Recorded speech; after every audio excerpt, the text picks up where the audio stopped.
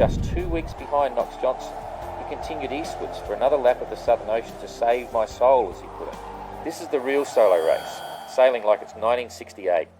Forcément, tous les gens qui reviendront de la Golden Globe Race, forcément, il faut s'attendre à ce qu'ils aient changé. It's a great story and it's the 50th anniversary, and it's a great opportunity to relive the original solo sailing when technology wasn't available, where we're just using sextants and wind-up clocks to find your position. And it's really the story of humanity and human endeavour in the extreme. So the world has never seen anything like this event.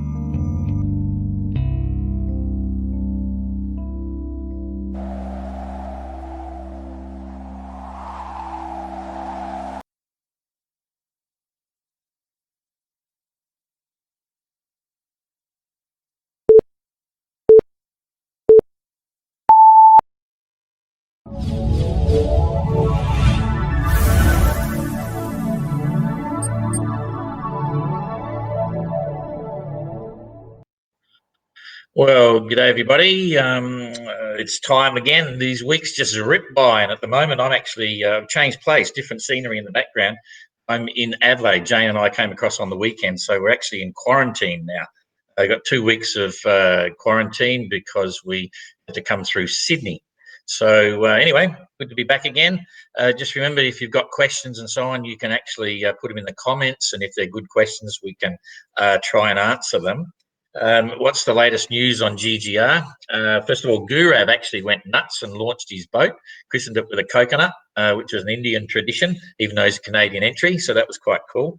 And Guido, our Italian entry, has got his boat now full blown into major refit in the yard, so he'll be sailing in another few months, which will be quite cool, way ahead of schedule.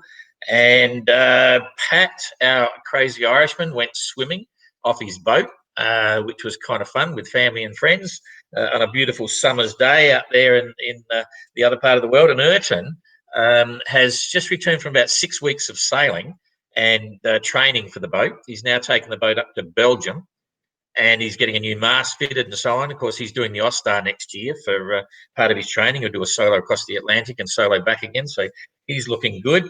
And the big news this week, I don't know whether anyone followed it, but they had the Vendée Imoca Arctic race. They went up and back into the, trying to get up to the Arctic a bit as a distance and training situation to get ready for the Vendée Globe, which is going ahead and starting on the 8th of November. It was quite interesting, but the most amazing fact that some commentators are talking about is the entrants themselves on the foiling Imocas saying now that the speeds involved, the technology involved is so great that it's going beyond the ability of the human body to cope with it, in terms of it's very violent and severe, shaking around, this, that, and the other. Sometimes they're trapped in their chair. So now they're going to have to be looking at situations where they might have to back off the speed and the performance just to look after their own bodies for occasions, and then get back in the groove, get back in the chair and take off. So fascinating stuff, quite exciting. Okay, I think that's about it. So I'm going to bring Edward up along here at the moment, if I can find him. There he is. So Edward coming in 1, 2 seconds. Boom, boom. G'day, Edward. How are you? Good. How are you? I'm good. I'm good. Good to see you again. So where are you now? You're still up in Nova Scotia? Yes, in Nova Scotia, in Halifax, actually 60 kilometers from a place, Burncode, which is highest tides on the earth. Say that again. The highest tides, like low, high tide, highest tides on the earth. Oh, really? On the world. Oh, yeah. That must make it handy. So what's the tides running? Give me an indication of. Well, it's unusual tides would be like 17 meters, 18 meters. Historically, some people are saying it was about 20, but regular, let's say around 16.5 meters. Holy dooly. Okay, that sounds like fun. I've seen that in some parts of Australia, but anyway, that's another story. So we had a bit of a chat last week, but I'm fascinated to know more, just to get people up to speed. You've got a Rustler 36, okay, and you're basically building it in the footsteps of Jean-Luc Vandenheede, and you're a competitive sailor. So that's all going to be interesting. We'll talk about all that in a minute. But just tell me about your early life. Where did sailing come from, and what was your family life? When you were a kid. Well, normally in childhood, I lived in mountains. So I read a lot of books about sailing, and actually didn't start sailing until university time when I joined the club, start some trainings and exams and experience and so on. And of course, all it is books. Like I can show you, for example, this is a 1973 book of Robin, right? Yeah. And 1975 book, this one, not this one, for Bernard Moitessier, right? And you even don't know how much they stay with you in different situations later on when you do sailing. For example, one time we had on 45-footer a wave bigger than the mast, and the mast was, let's say, 17 meters, and the wave was approaching, breaking wave, and then you start thinking, and it stops like, oh, Bernard Moitessier, 15 degrees from the stern, right? And so people even don't realize how big a power of the books are, right? Yeah. Absolutely. So where was home in the beginning when you were a child? Where were you brought up? It was in Poland, in southern part of Poland, in the mountains. Okay. And so when did you get across to Nova Scotia, Canada, and all that sort of stuff? About 33 years ago, I emigrated to Canada and here start sailing on the ocean, more on the ocean because is available. And actually, I went also through Royal Yachting Association schools in Nova Scotia just to refresh. Even I did have a master's certificate from Poland, but I wanted to have it refreshed and done different programs. So and then I mainly sail here with my boat, 29.5 foot a cappella 4. So it's crossed a few times Atlantic on her, and I think this will actually give me an advantage because I sailed a lot in small boats, and an a cappella, let's say 70 knots, it's really a big thing because the boat is only 6,000 pounds, right? So too true. So just one last question to get away from sailing. What did you used to do before you took up sailing? Like you're in the mountains and stuff. What was there other interests, or it's always been sailing? Well, there is two really. My wife is an instructor of skiing. Yeah. And he organizes skiing, and I'm organizing sailing. So we mainly focus on the two, and also some, mountain climbing, but not professional. It's just for pleasure. Because like that, I've got a lot of what I call cyber Polish friends at the moment. A lot of and Polish sailors are really dominant in what I'd call adventurous sailing or even short-handed sailing. They don't get a lot of publicity, but boy, they're a very strong sailing nation, eh?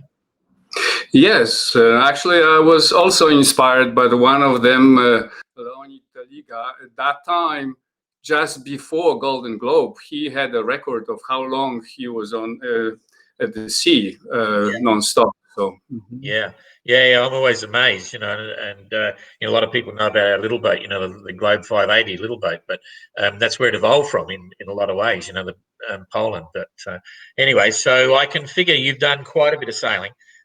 What actually took you through to the point where you decided to do the Golden Globe race? What happened? Where did that decision come from? First of all, I followed the Golden Globe, and then for the edition 2022, I see an Ontario man there. I said, well, somebody from Nova Scotia has to step up. So nobody stepped up. So I said, okay, I'll have to try, see what Don says. And I guess in January I decided to write an email, and I was on the waiting list, and but I never considered I'm on the waiting list. I just moved full steam ahead, and with preparations. Yeah. Okay, tell me, I'm just going to put this is the current boat you've got. I got a picture up of your 35-footer. It looks like a hot little boat. Tell us a story there. And you've still got this boat. This is actually Noah's Jest 36-foot Rustler. That one's the Rustler? Yes. Okay. I'm looking down it from the top. I've only got a little picture there. Hang on. I'll put this one up here, and I'll get rid of that one. Yes. Yeah, okay, that's better. All right. This is the Express 30M, which I own for 26 years.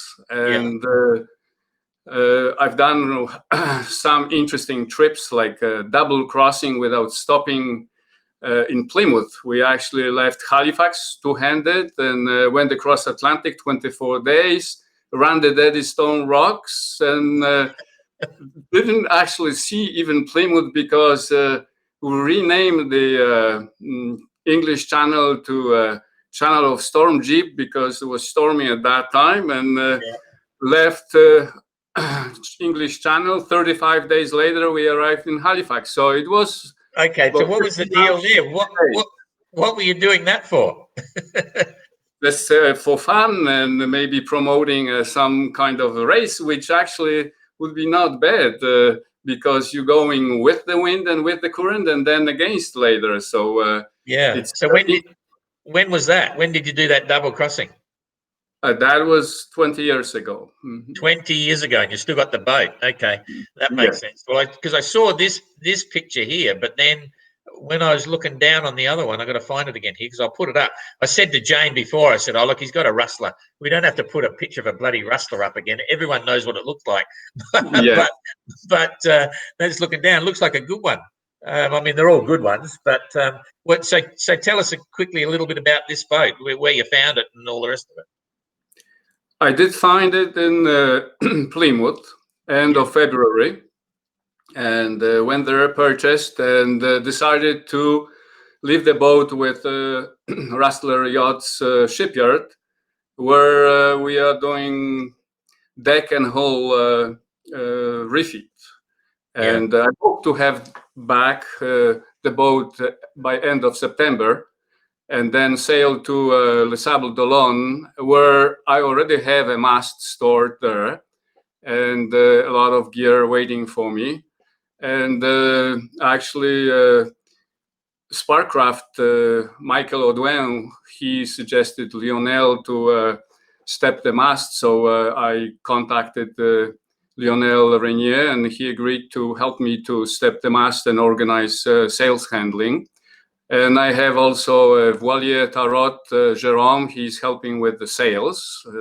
As you mentioned before, the same sales Jean-Luc had. I didn't want to say it first. Same sails, same mast, same hull, and same preparateur with Lionel. Yes, I kind of like sailing on small boats. The masts were always too long and too many sail changes and not very efficient sailing. So I kind of opted for the shorter mast, even though it's a bit of gambling because we are going 2 months later. So it should be better weather. Yeah. So I might be sorry that I have shorter mast. Like, let's say Kristen has twice more sails already than on her boat than Rustler has, I guess. Who's that? Sorry, I missed that one. Who's Kristen boats? The George. Oh yeah, Cape George. George. Yeah. Well, we got limits. You can only carry so many. But yeah, that's an interesting issue. About we are starting 2 months later. But anyway, it's going to be quite interesting, and you better watch out if Mark Slatz comes back. He's got the big rig and light forestays, you know, so it'll make life interesting. Statistically, we probably can have at least one tropical cyclone when I look at. Let's hope not. But anyway, that's the nature of the GGR. Okay, I'm going to give you some word associations now. Right, I'm going to throw some words at you. Just hit me with the first thing that comes to mind when I say it. Okay, sextant. Well, they're the most important part of GGR. Okay, life. Life is beautiful, and we'll have another one on Earth because I believe in reincarnation. Okay, fear. Fear is usually about others. Impossible. Usually it's possible. Adventure. Don McIntyre. Time. Time and space. That's okay. Mother. respect and love. Cold. Better than hot. Holidays. Not for filthy engineers. Albatross. Vendée Globe winner because 46 days to circumnavigate for Albatross. It was tested in Australia. Okay. Sponsors. Welcome. Swimming. Swimming, it's kind of tied up with my dog, Amber. Have you got a Labrador or a golden retriever? Golden retriever, yeah. Yes, yeah. yeah. Yeah, okay. Okay, they're very much water dogs. That's cool. So hang on, I'll get rid of this picture of a bloody rustler and pick a number between 1 and 10, and I say that with all affection, of course. You know, the rustler guys that make the boats know me, and I just have a bit of fun with it. They're a very good boat, but we got too many of them. But there's actually, it's an interesting point. There's a really good mix of boats in this next Golden Globe, eh? Yes, it will be interesting. It's going to be very interesting, and maybe there'll be someone else other than a rustler at the end, but who knows? Got to keep the fun there. We have different dreams, I guess. Yeah, exactly. I mean, all fun. Pick a number between 1 and 10. 7. 7. What do you know a lot about? About Nostradamus, because you can't really. I read a lot of books, and everything is coded, and it's a lot about nothing at this moment. Yeah, so I'm just about to say, you must read a lot of books. I'm detecting that already. So how many books are you going to take in the race? Not that many, because as you know, it's not that much time to read, really, if you would like to compete. So yeah.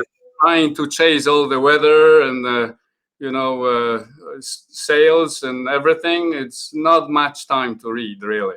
Okay, now you're really psyching out Graham Dalton. I know he'll be watching this. He wants to get the right side of you. He wants to position himself against you because you got the same boats. So he'll be listening to this. So I think you're one up on him already. Okay, number 10 to 20. Pick a number. 17. 17. What is the first thing you do when you wake up in the morning? Take care of Amber, of my dog. It sounds like you're going to miss your dog during the race. Yes. Yep. Okay. 20 to 30. 27. 27. Should we take life seriously? Well, we should use all the pleasures, be kind and good to others. But it is a soul development. So to a point, yes. Yep. That's cool. Okay. 30 to 40. Since my number is 34, so 34. Okay. Do you believe in karma, and why? Well, yes, because all the actions will eventually cause some, situations, and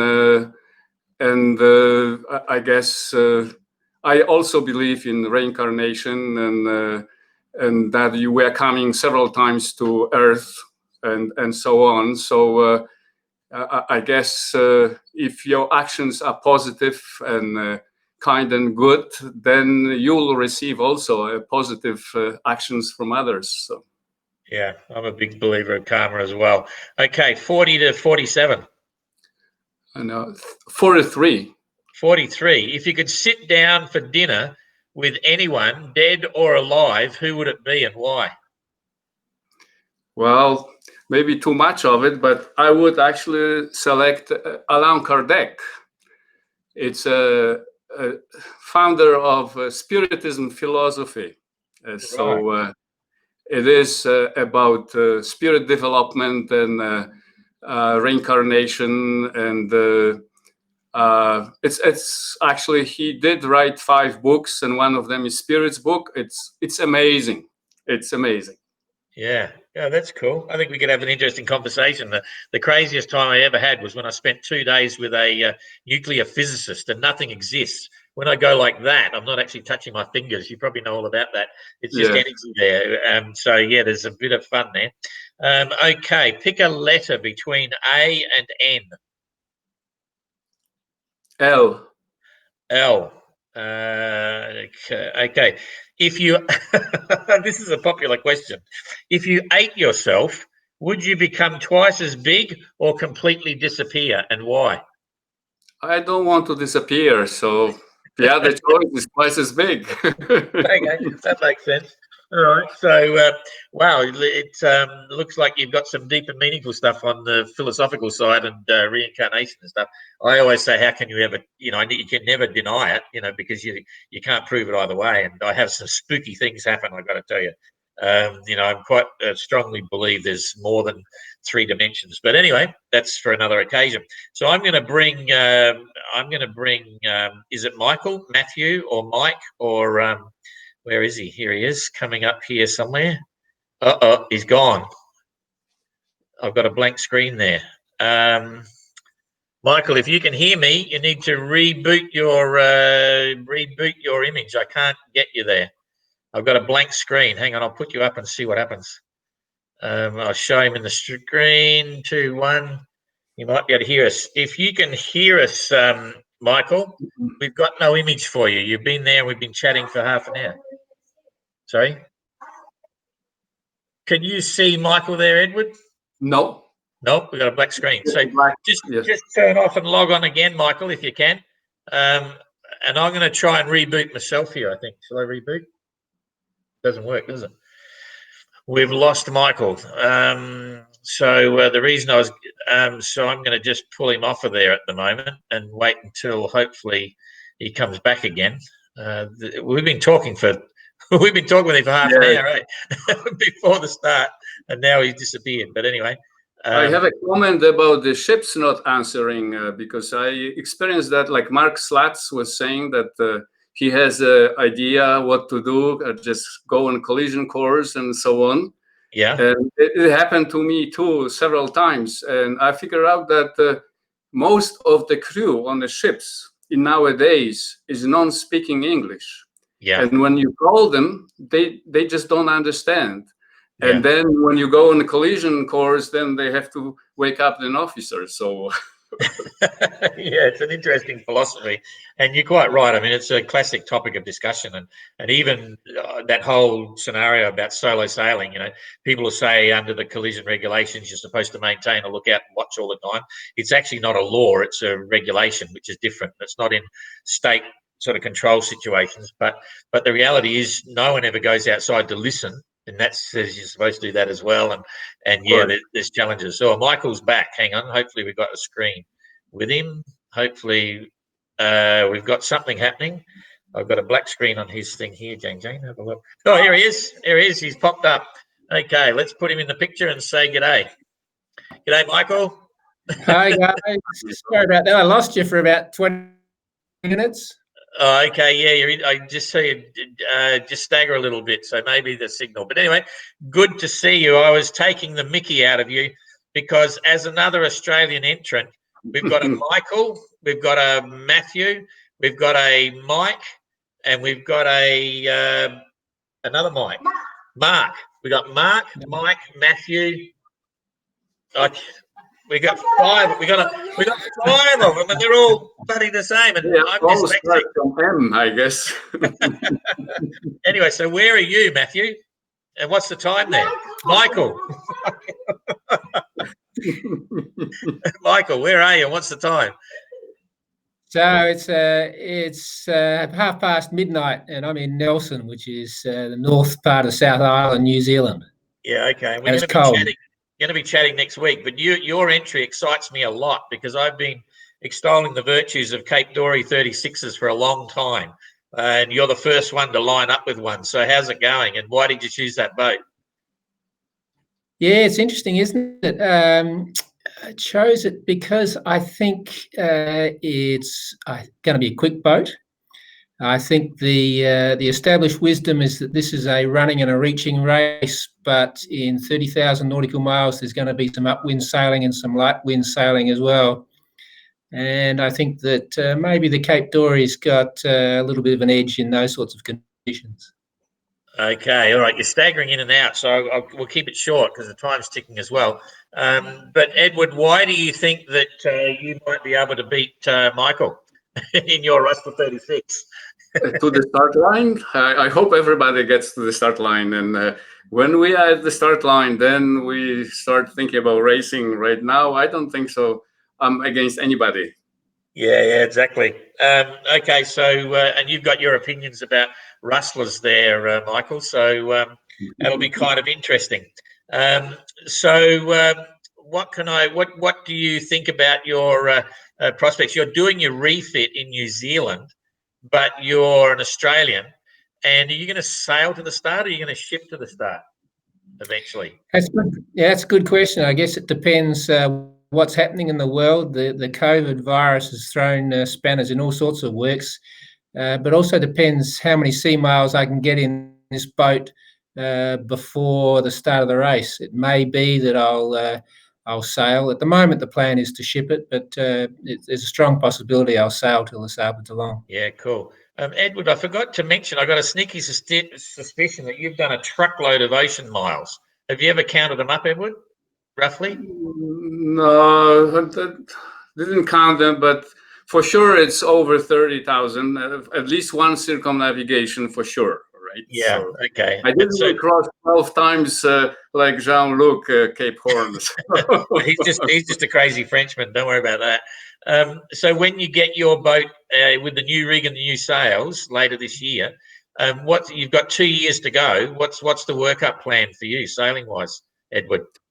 It depends when I will get the boat. I think I will get the boat in January. So I actually plan to go to Trinidad and back to Halifax, Nova Scotia, and do the communication and electrical refit, install all the gear, and then probably at least once sail across Atlantics. Yeah, okay. I hope to spend 5 months on the boat next year minimum. Yeah. Michael, if you could change one thing about the GGR, what would you change? Whoa, give me another 12 months. You don't get any time. Matthew, what I'll let you think about that. Oh, sorry, Matthew and Michael. I'll tell you, I'm hopeless. Don't worry. Sorry, Michael. I know that you're not Matthew, but then again, I know Mike is listening as well. Okay, Jane is getting up me here at the moment. Anyway, so Edward, what if you could change one thing with the GGR? What would it be? I wouldn't change anything. Maybe I'll try to do something with the trailing log because that's my biggest obstacle. It's funny, Because I've sailed a long way without a log at all, where you just estimate every hour, so you estimate your speed. You get incredibly accurate estimating your speed, right? And you log it. The log is one of those things. And I mean, Robin went around the world without a log, basically, and so did Batessia. They had them, but they lost them. And there's not a lot to hit when you're in the ocean. What the heck? Yeah. But it seems to be the all entrants for 2026 already bought them, so I can't get one. Yeah. We were just, for the people listening, we were just talking. There's about 10 people now seriously preparing for the 2026 Golden Globe race, which is going to be amazing. Okay, you've had a time to think about it now, Michael. What would you change if you could for the GGR, except for time?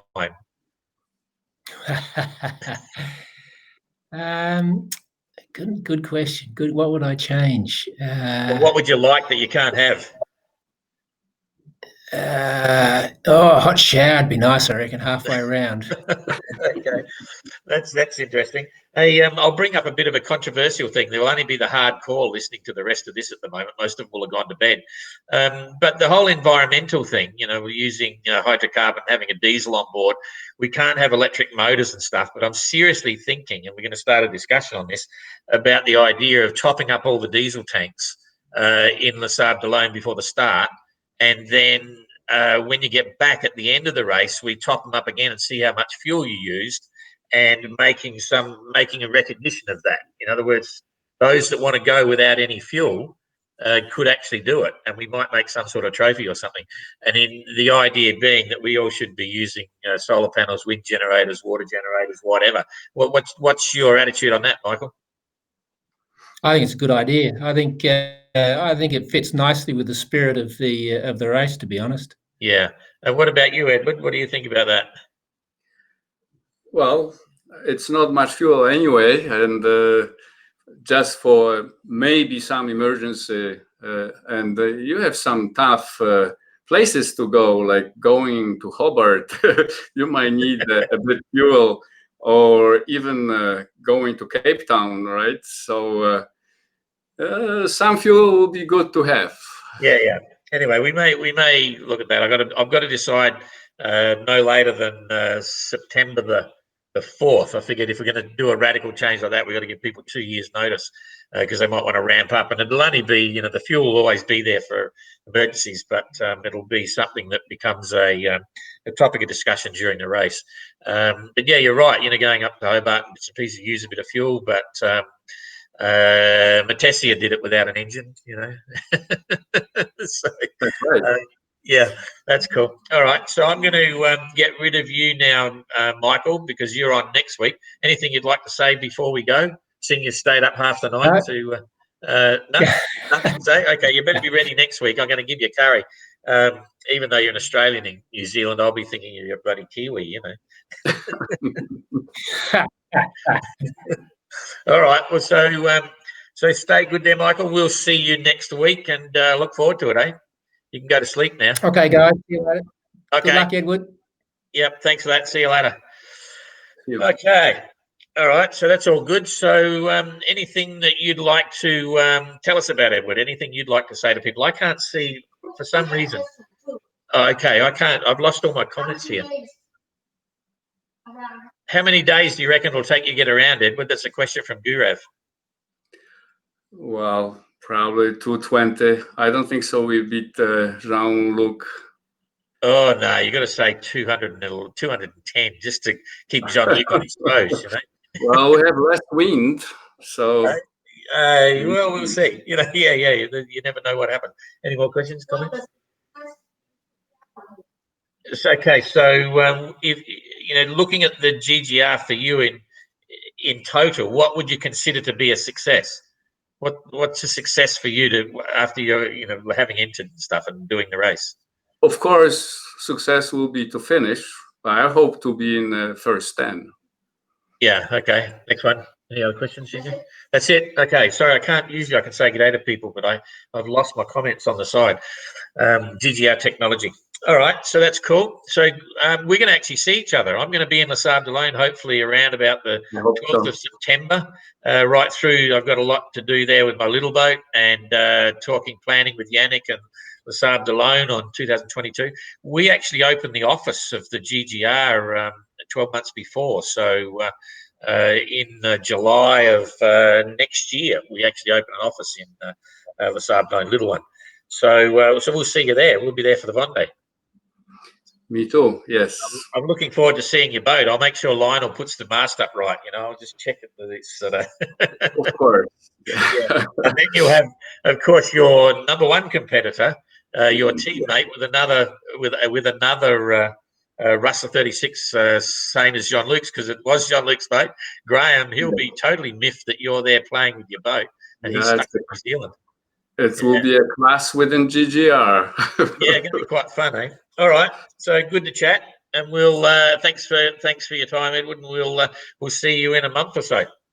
Yes, thank you. Bye. Okay. All right. Anything you want to say before I sign you off? something favourite? Just to thanks Rustler Yachts, Bernie, and my actually surveyor who we talk every week about the boat and what he accepts, what not. And of course, Jérôme from Le Sable d'Olonne and Sparcraft, Michael Audouin, and I hope Lionel will have time to help me with the mast. So. Yeah, actually, my mast on my little boat is also Sparcraft from same guys. We're talking to the same people. In fact, the Sable d'Olonne's got some classic, and even your sails. Your sails are going to be quite something, I'm sure. So on Acapella, I do have also French mast, so not Sparcraft, but French. Yeah. Oh, it's not Sparcraft. No. Don't remember right now what that is, but it's not Sparcraft. Oh, I thought it was. Okay, all right. I thought it was. On my boat, the old boat, I have a French, not Sparcraft, but on Rustler, yes, it is short mast Sparcraft, same mast as Jean-Luc. Same guys. Yeah, I'm very impressed. I think I'm the smallest mast they've ever made in their life. It's quite funny, and it's just as much work as a bloody Rustler mast. I got to tell you. It's quite funny. Anyway, I'm looking forward to playing with it, and we'll see you when we're there. You can come sailing on my Mini if you like. I would love to. Yes. Yeah, it'll be quite fun. All right, we'll see you soon. Yep, thanks for that. Okay, see you. All right, so that's it, and we will see you again next week, and look forward to that. So bye for now, everyone. Thanks a lot.